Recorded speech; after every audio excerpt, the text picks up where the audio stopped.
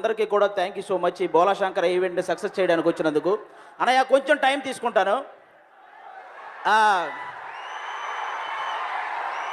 కొన్ని విషయాలు మాట్లాడుకుంటేనే కొందరు మనల్ని ఏమీ అనకుండా ఉంటారు, కాబట్టి మాట్లాడుకోవాలి.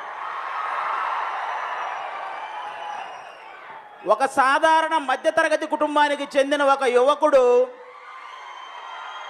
నేను సైనికుణ్ణి అవుతా అని చెప్పి ఒక యుద్ధ భూమికి బయలుదేరాడు. ఆ యుద్ధ భూమిలో ఆల్రెడీ కండలు తిరిగిన సైనికులు చాలామంది ఉన్నారు. వాళ్ళు యుద్ధం చేస్తున్నారు, గెలుస్తున్నారు, ఈయన చూస్తున్నాడు. వాళ్ళు యుద్ధం చేస్తున్నారు, గెలుస్తున్నారు, ఈయన చూస్తున్నాడు. ఒకరోజు ఈయనకి యుద్ధం చేసే అవకాశం వచ్చింది. వాళ్ళందరి కళ్ళు చెదిరేలా యుద్ధం చేశాడు. అందరూ కలిసి ఆయన్ని సైన్యాధిపతిగా ప్రకటించారు. ఒక 30 ఏళ్ళు ఆ యుద్ధ భూమిని ఏలాడు. ఇక్కడ యుద్ధ భూమి అంటే తెలుగు సినిమా ఇండస్ట్రీ. ఆ 30 ఏళ్ళు ఏలిన సైన్యాధిపతి మన మెగాస్టార్ చిరంజీవి గారు.